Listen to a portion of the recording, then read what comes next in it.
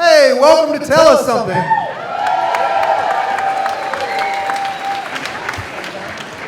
Thank you all so much for being a part of tonight. I'm not going to tell you what happened to my ankle. You're going to have to come in December and hear the story there. This presentation is being recorded by Missoula Community Access Television as part of a media assistance grant donated to Tell Us Something by MCAT. Thank you all so much for being here tonight to support live storytelling in Missoula. You are part of a historic event in Tell Us Something's 7-year history. We have never sold out in advance.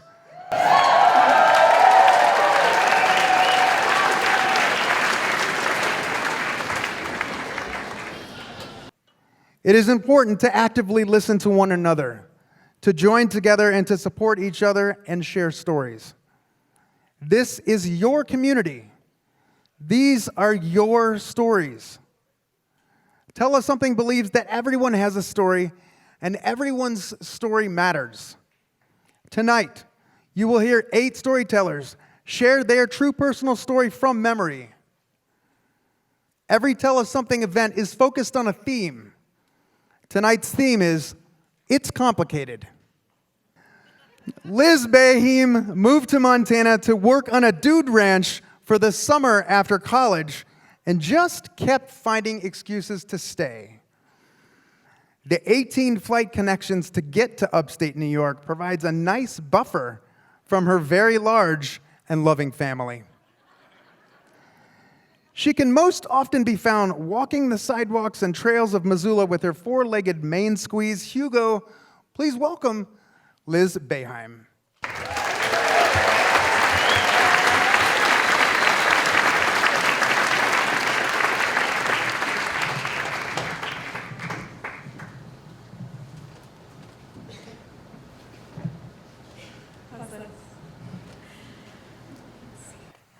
The first time I said out loud that I wanted to find my birth parents, I was 11 years old in a therapist's office. My parents were getting a divorce, and they wanted to make sure that I was okay, so they sent me to see a psychologist who had an office in an old Victorian mansion in upstate New York, downtown Syracuse, and where we met was in the front room. It must have been an old library because it had beautiful woodwork and bookshelves that went up to the ceiling. I sat on a giant leather couch across from a man with a mustache who asked me questions about my feelings. And that was totally new for me. My parents weren't feelings people, so I was completely uncomfortable and really didn't have much to say. I wasn't angry and I wasn't sad, and it had been hammered into me that it wasn't my fault. So we talked instead about my birth parents, and up until that point, I'd always known that I was adopted, but it took the form of daydreaming or stick figure drawings, wondering if they had brown hair like me, if they lived nearby, whether they were looking for me. And my parents would soon remarry and start new families. I was an only child, so I leaned really hard into the idea of finding my birth parents because I wanted to belong to somebody. I had never been related to anyone or had that feeling of looking like another person, and I craved more than anything that click of recognition that families have, where you hear somebody say, I have my dad's eyes, or I get my chin from this person, or the way I push my hair behind my ear is the same as my sister. So that's what I really wanted. The therapist told me that there wasn't anything I could do at this point, but that when I turned 18, I would have access to public records that would help me to find my birth parents. So that became a beacon, a goal that I worked towards. And I started writing letters about my accomplishments, reasons that someone should be proud of me or want to love me. And then when I turned 18, I called the lawyer who facilitated my adoption, and he told me that I had been misinformed. That not only was my adoption closed, but it was also private, so there were no records. If they existed for other people, they didn't exist for me. I was heartbroken, but I was also really pissed. Nobody thought to mention this in the 7 years that I had been planning and talking about it. And also, this lawyer, he knew where to find them. And of course, he was legally bound not to tell me, but I knew he knew. And around the same time, my mom did tell me, though, that she had years past been at a party and somebody had pointed out to her my birth father. And that's a whole other story, how they happened to be at the same place. But she didn't meet him, but she learned his first name was Henry and that he had been a law student at the university in my hometown when I was born. I didn't get all of the information that I wanted or needed, but I got some of it, and that felt like a little bit, it softened the blow. But I didn't have anything that I could do with the information. This was pre-Facebook, and I was still asking Jeeves for things online. So it was a lot harder to find people. And anyway, I was going to college, and it just didn't seem to take priority anymore. It was put on the back burner while I, studied for finals and things like that. And it wasn't until after I graduated, I had already moved to Montana and I was doing seasonal work, and I was back home between ranch season and ski season and had some downtime. And I realized I know how to use an academic library. You could Google somebody, and it was before Facebook put in those privacy settings, so you could still find your preschool sweetheart. And so I took myself on a field trip to the law school library, and they have a book there that has every graduate's name, their law office address, and phone number. So I found all of the Henrys who had graduated within a 5-year period of when I was born. 2 of them had law offices in New York City. One of them had a law office in the small-ass town of Gouverneur in northern New York, which happens to be about an hour from the small-ass city of Watertown, New York, where I was born. So I felt pretty good that this was my guy. And the law school also had these helpful visual aids. Along the corridor, there were these big composite posters that had headshots of all of the graduates per year. So I found all of the Henrys and used my flip phone to take low-res pictures of all of them for comparison. I really liked the one I thought belonged to me. He seemed really friendly. At this point, I had a first name and a last name. I had an address, and I had a phone number. But all of a sudden, the reality of actually getting in touch kind of hit me. It had never occurred to me before then that they might not want to be found, that it might not be a good contact, it might not be good news to hear from me. So I realized that if the answer was no, or if the answer was no answer, I wasn't ready for it. I couldn't handle that rejection. So I took the contact information, I put it in a drawer, and I waited for 4 more years. When I was 25, I opened up the Word document, the letter that I had been revising for almost 15 years, and by this point it had evolved. I had added a lot of accomplishments, but instead of asking to be loved, the tone of the letter more so said, these are the things that I'm proud of, these are the things that I've done, and the person that I've become, and thank you for giving me the opportunity to be this person, to have this life. I didn't need anything from them anymore. They had already given me everything that I needed. And so when I sent the letter, I felt that if I never heard anything back, it would be okay. And even if I heard no, I was going to be okay. About 2 weeks passed, and I got an email from Henry, who said he had been expecting to hear from me for a long time, and he was very happy to hear from me. And he put me in touch with my birth mother, and she was just as happy and excited. And we made an arrangement to meet when I went back home for Christmas in another small-ass city in upstate New York. And it was the best possible scenario that you could imagine for an adoption reunification. They were super warm, they were super loving. We spent an afternoon together, and they told me the story of their relationship, and I told them about myself. But I never got that click. I never had that moment of epiphany and recognition that I had always wanted. And I don't know that if I had gotten it, that I would feel differently now. It's hard to say. But I left that meeting really happy that I had gone, feeling like I had accomplished a project that was pretty much my whole life in the making, and that I could close the chapter and move forward. I had spent so much time preparing for the very worst that I never anticipated the best possible outcome, that they would not only want to know me, but want me to be a part of their families. I never planned to go to clam bakes at Grandpa's house. I had never had a grandpa before. And I, as an only child, could never have expected to sit in a pew with 6 of my siblings at Mass.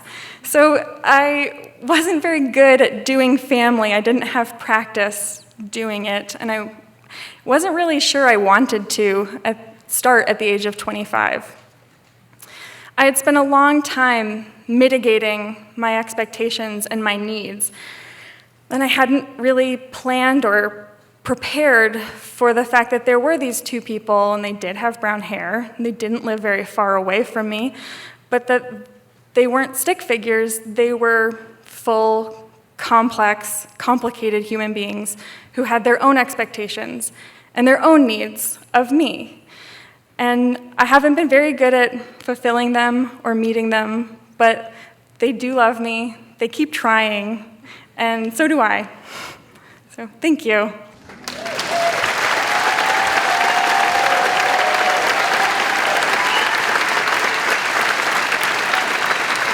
Thanks, Liz.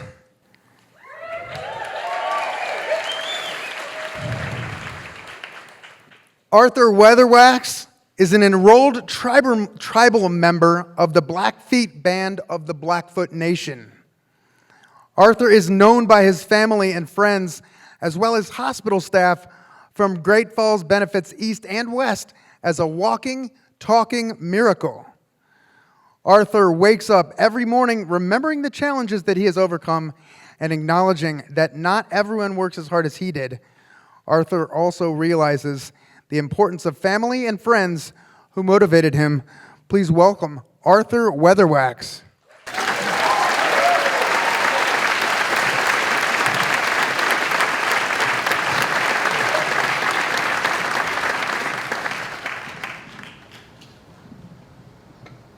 Mic check. All right.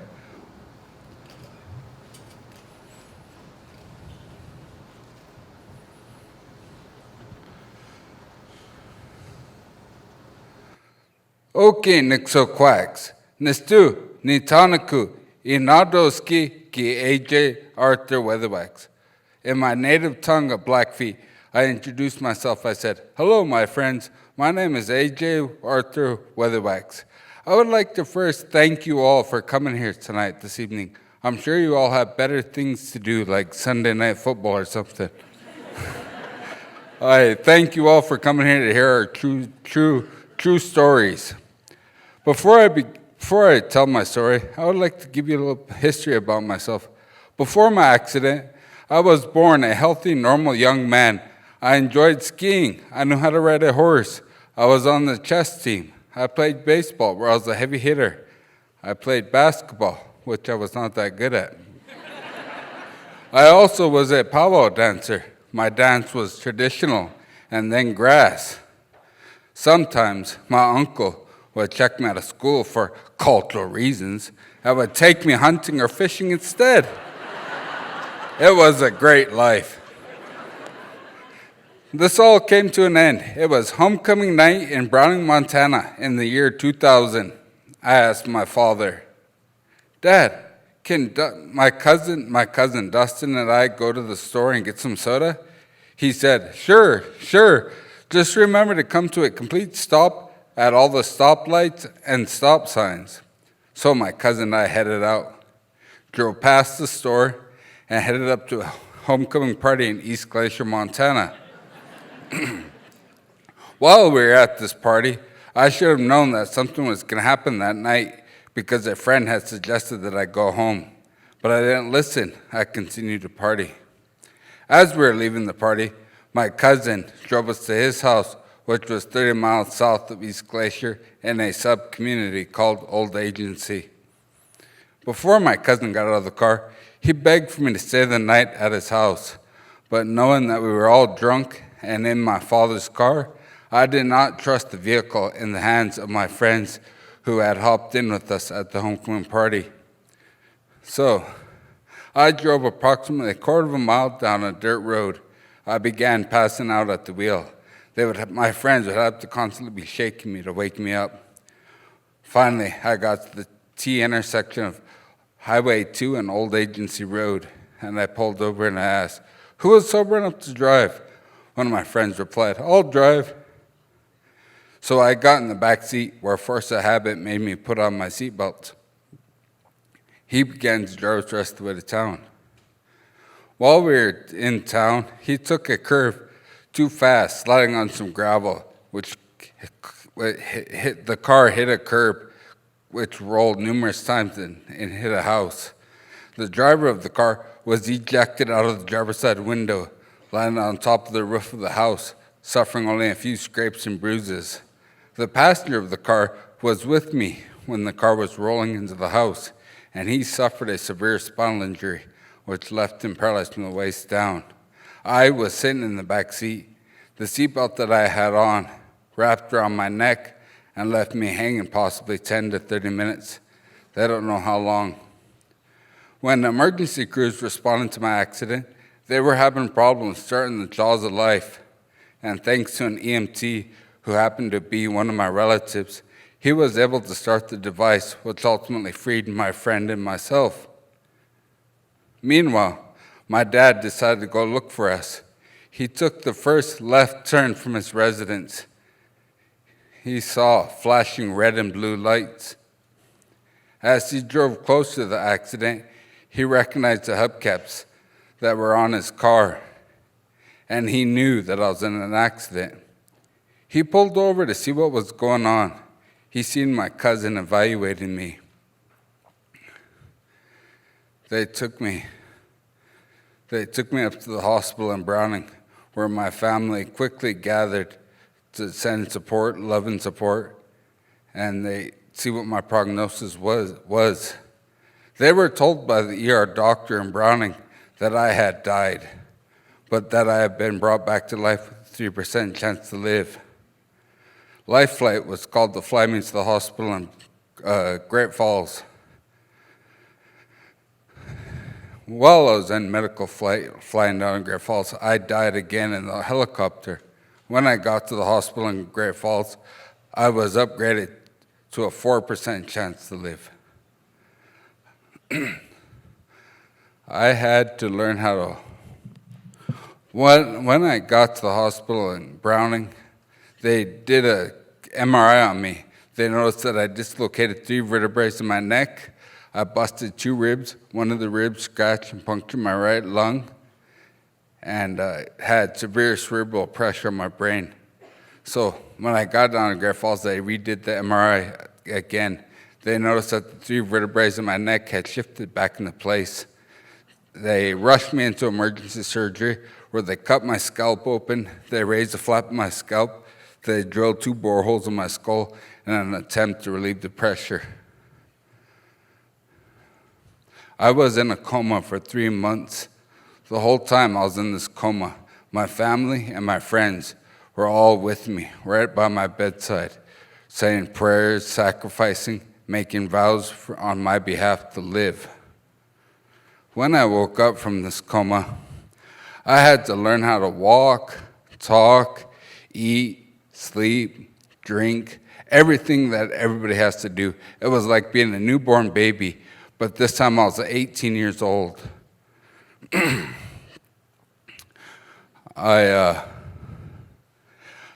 When I recovered enough to function in everyday life, in order to keep my morale up, I decided to go back to school because my parents were both educators. I decided to go to school and get my high school diploma instead of a GED. I went to high school. I graduated from high school in 2002 after 5 years of schooling. Schooling was very difficult with the brain injury. When I graduated in 2002, I wanted to get a Bachelor of Arts degree. But first, I needed to obtain an Associate of Arts degree, which I did in I got an Associate of Arts degree in Chemical Dependency Prevention Practices in 2008. In 2015, while at the mountain campus of the University of Montana, I studied abroad in Lismore, Australia at Southern Cross University for 6 months. It's amazing how similar the culture is that the Aboriginal people have to the Native Americans here in America. When I returned from Australia, I finished high school. I graduated with my BA degree in Native American Studies in 2017. 3 months later, I got a job working at Opportunity Resources, which I'd previously been a client for. Now, I assist clients the same way that they assisted me, and at the same time, I get to support myself. It feels great to be giving back.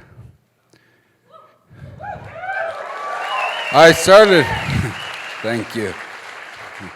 I started running in marathons. I ran the 5K in marathons. I don't know if that's a marathon, but I ran in the Missoula Marathon. I ran in the Bozeman Marathon. I ran in the Two-Bear Marathon up in Whitefish. I run for all those that can't. I am grateful for my family and my friends.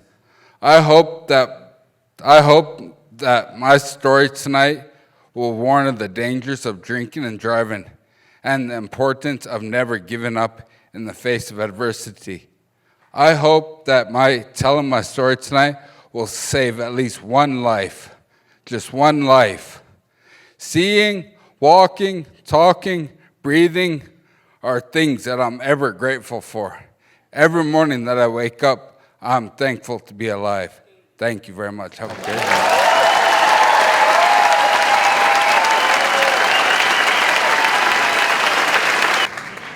Thank you, Arthur.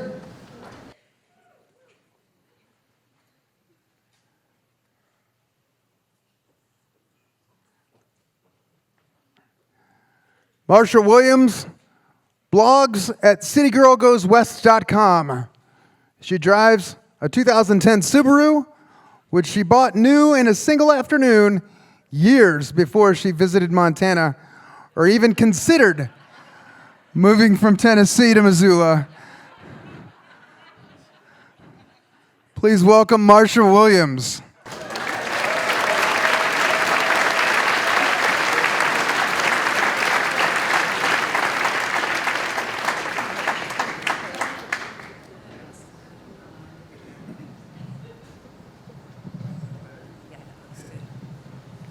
Thank you. Long ago and far away in a land called Tennessee, in 1997, my then husband and I decided that we needed another car. We had two, but it was a car-centric area, and our daughter was a teenager. She was driving. Our life was going to be a lot easier if we had a one-to-one correspondence between our cars and our drivers. Morgan, our daughter, unlike every other 16-year-old in the world, did not want a new car. She didn't even want a newer car. I had just started a business. I was meeting with clients and attorneys and accountants. We thought, well, we'll get a newer car for Marcia. We were driving 10 and 11-year-old cars, and Morgan can have my old car. Seemed like a good plan. We'd been married long enough. We had purchased 4 cars together. We'd been married long enough to have a teenage daughter. We went to the dealer where we had bought the last 2 cars. It was July 4th. Those of you who have not been in Middle Tennessee on July 4th, it is not like July 4th in Montana. It is not the first day of the year that you do not have to turn on the heat. It's hot, it's humid, it's disgusting. If you go out and you take a deep breath, you go, and you can't get enough oxygen because there's so much moisture in the air. David and I went to a car dealer. We spent, count 'em, 4 hours there. And if you're looking at used cars, you are outside. At the end of the 4 hours, we had not closed in on a car. And I said, you know, David, the 11-year-old car, it's good. I'm fine. He said, well, shoot, if you don't want a new car and Morgan doesn't want a new car, I'll get a newer car. And I'm thinking, if I don't have to go car shopping again, this works for me. This was 1997. There were mobile phones. They were approximately the size of a brick, and only real estate agents had them. I was at home one night, the phone rang. A gentleman, we will call him Bob, that was not his name, said, I just got a call from this number, maybe about a car. I said, David, this one's for you. Give him the phone. He talks to Bob. Bob has a 3-year-old car he's selling. David decides to meet him in that safe, neutral place, the Denny's parking lot. He goes, he meets with Bob. He comes back. I said, so, how'd it go? He said, well, Bob doesn't have any paperwork. He doesn't have a title or a registration. He doesn't have an owner's manual for his car. He said, I think it's a little fishy. So given the dubious provenance of Bob's car and our decision that we didn't need Hot Wheels, the process went on. David had seen an index card at work about someone there who was selling a station wagon. We were a family of 3. This station wagon was 8 years old, but David thought it was worth checking out. They did not have to go to Denny's since they worked at the same place. That night I asked him, so, how was the station wagon? He said, well, you know, the driver's window wouldn't shut all the way, and when you turned it on, the engine went thumpa, thumpa, thumpa, thumpa, thumpa. So even David rejected the station wagon. This was before the internet was really the commercial resource that it is now. So if you were looking for a car, you got Wheels and Deals. It was a newsprint magazine that came out, I think, every couple of weeks, and it had itty-bitty pictures of the vehicles with short, abbreviated descriptions of them. And David became a devoted reader of Wheels and Deals. He'd be on the couch watching TV, reading every word of Wheels and Deals, and I'd hear, hey, Marcia, come here. And I'd, of course, go trotting in. This gives you some insights into the marriage and maybe why it didn't last 30 years. And he'd say, here it is, I've got it. And I'd say, well, tell me. He said, it's only 7 years old and it's $15,000. Now, there is a lot of information being left out of that. I said, so, tell me more. What else does it say? He said, well, this is a black Lincoln Continental stretch limousine. He said, it has 300,000 miles on it, but there are only 20,000 on this engine. It gets 14 miles to the gallon, and it has a cooler. And I'm thinking, a cooler. I don't know enough about cars to know if a Lincoln Continental stretch limousine needs an extra cooler for the engine. So I said, a cooler? He said, yeah, for the beer. I said, does it come with a uniform for the driver with the little hat? He said, no. I said, okay, that's not going to work. Time goes on. We'll talk about how much time a little later. He gets another edition of Wheels and Deals. Again, the same thing. Marcia, come here, I've found it. I go trotting in. He said, here it is. It's a Rolls Royce. It's 27 years old. I mean, we're trying to get our average fleet age down from 10 and a half years old. This thing is 27 years old. I said, what else does it say? And I quote here because I would not have phrased it this way. It says, it runs good. I said, I know that car. I pass that car every morning on my commute. It's on Hillsborough Road. There are 2 signs in the window. One of them says for sale and it has a phone number. The other one is on poster board. It's scrawled in all capitals. It says, do not drive this car. It has no brakes. I said, it runs good. It don't stop. At this point, 2/3 of the people I work with have purchased additional vehicles since we started this process. One of them has been getting the updates, and he said, for God's sakes, Marcia, it is not this hard. Will you just tell me what the parameters are, give me a budget, and I'll buy you the damn car? Obviously, if we'd done that, I wouldn't be here telling you, because we're getting to the really good part, okay? Now, I was a math major, so I'm pretty good at recognizing patterns, and I have not picked up any sort of pattern in the vehicles that David is considering.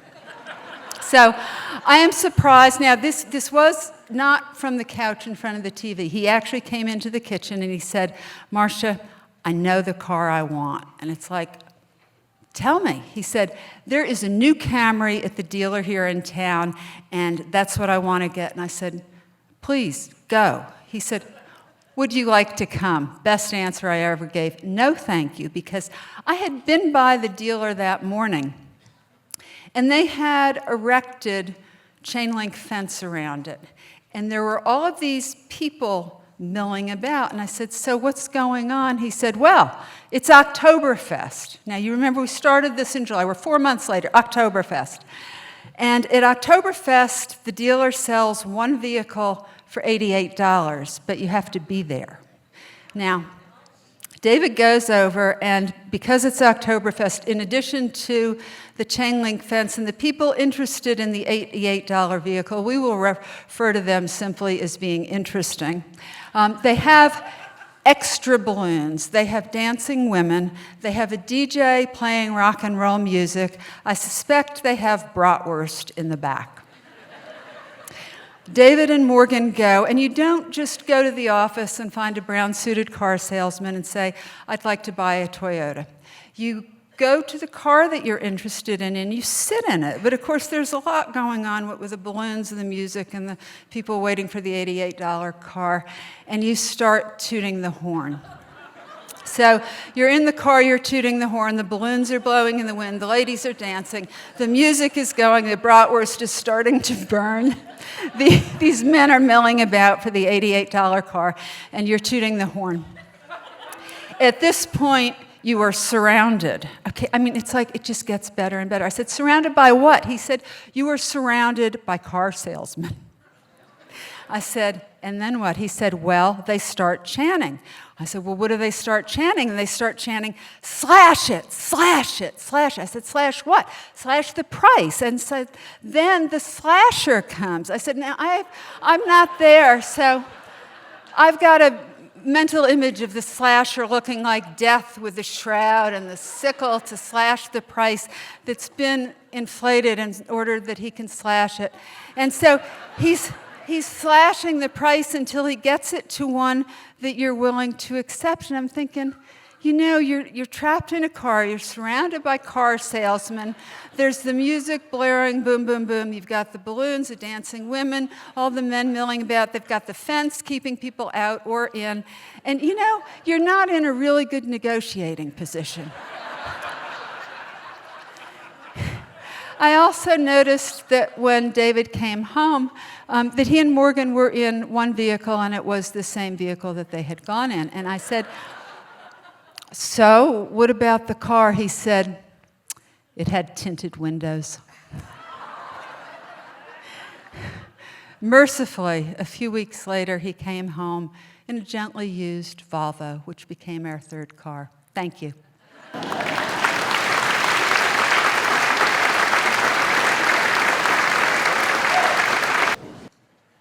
Thank you, Marcia.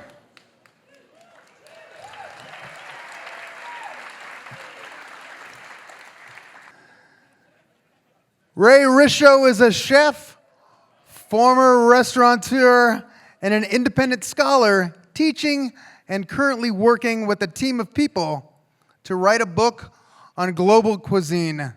Please welcome Ray Risho.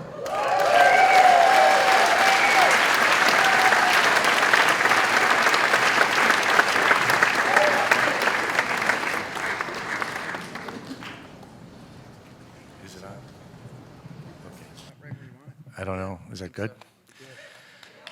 So tonight, I'm planning to speak about my artistic signature and how that happened.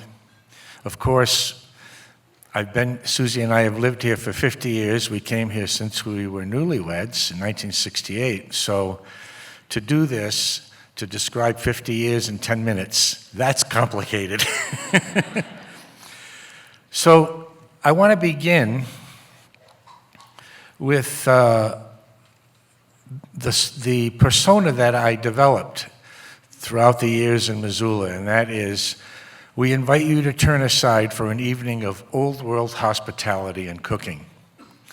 So I'm going to have to take you back a couple of thousand years. Last year, I took a course at the university from Tom Lee, and it was on the Dead Sea Scrolls. And in the first lecture, there on the PowerPoint presentation was a picture of the man who bought the scrolls from the shepherds. After the class, I went to Tom and I said, Tom, the picture of the guy that bought the scrolls. I said, I've met him. Tom said, what? I said, yeah, he actually came to my house when I was a preteen.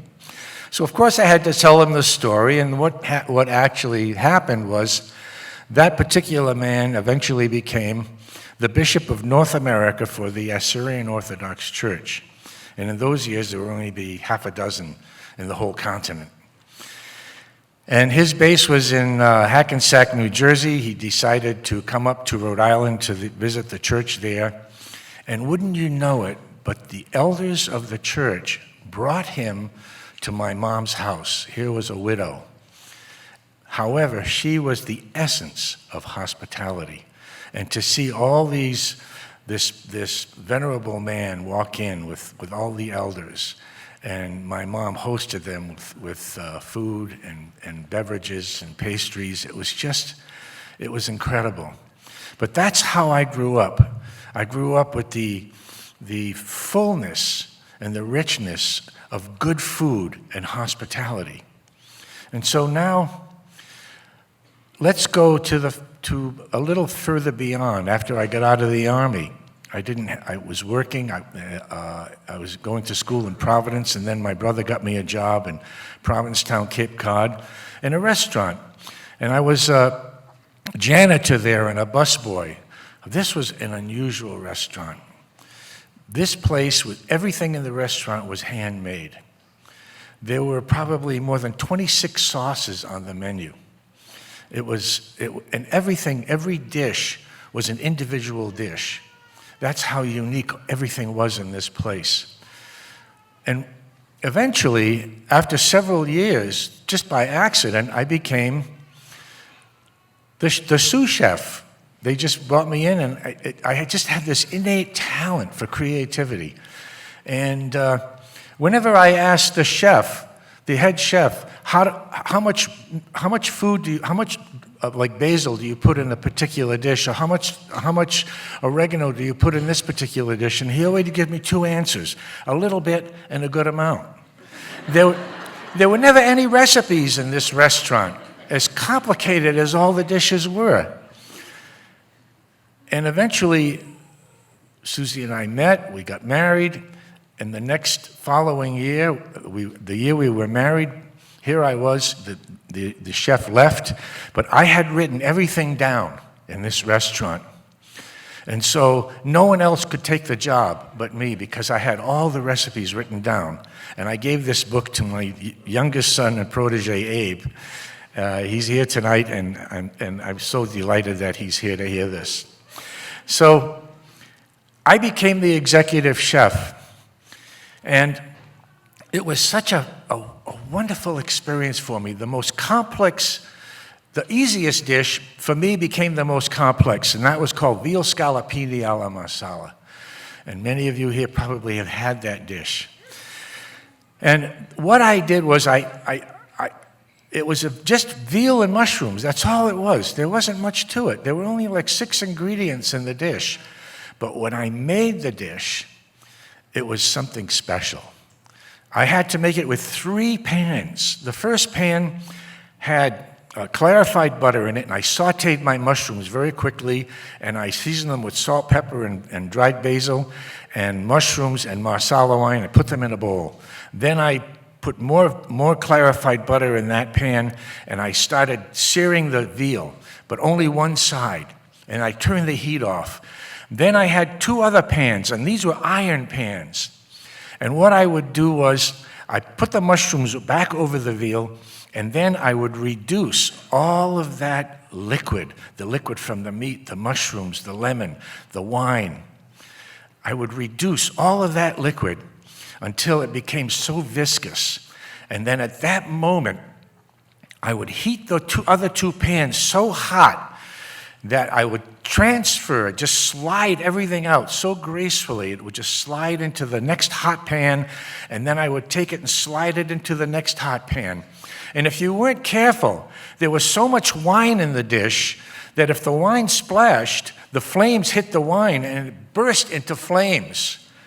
And one night, Susie happened to be watching on the line, and lo and behold, all the tickets on the board burned.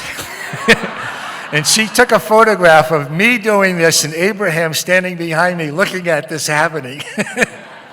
It's a beautiful memory. So here's the core of what happened. In 1970, we decided not to return back to Provincetown to work, but we went for a visit. And I decided while we were there, I would give all the cooks a night off. And that was maybe 3, 4, 5 days. Because in the peak of the season, you work 12 hours a day, 7 days a week, you never get a day off. So here I am, cooking on the line, and one night, there was a lull after a while. It was probably 9 o'clock, and I'm standing on the side, and this guy comes in the back room, the kitchen, and he yells my name, Ray Risho. I said, here I am. And he comes up to me and he says, I'm so excited, I needed to meet you. He says, this is our favorite restaurant. He says, but I have to tell you what happened. I'm a lawyer from Scarsdale in New York, and my wife and I have a summer residence just south of Provincetown in Truro, and we come up here all the time. He said, last year I was here, I had veal scallopini, and it was probably the most beautiful dish I've ever had in my life. It was so memorable.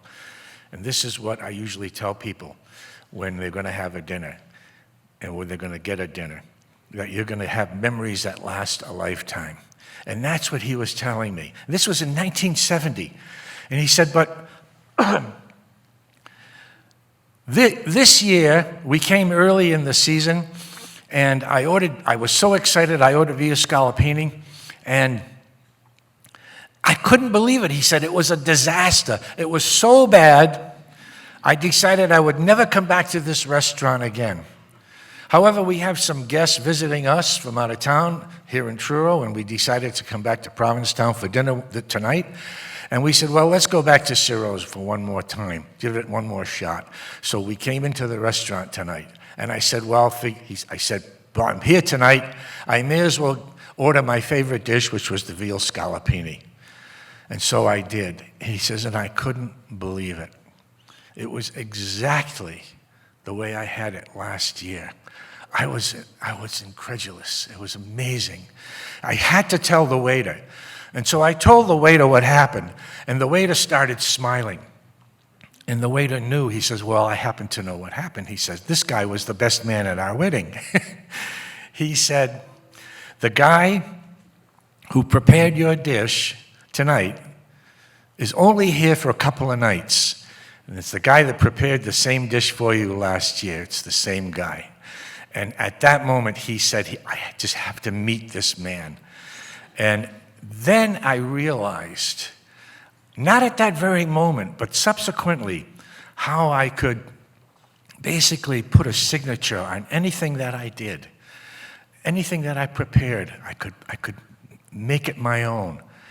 And that's what I pass off to people. And I just want to make a night tonight for you to remember. And that is, I'm going to just give you one line from one of my favorite songs. And it's by a guy named Robert Zimmerman, who won the Nobel in poetry. And that is, someday, everything's going to sound like a rhapsody when I paint my masterpiece. Thank you.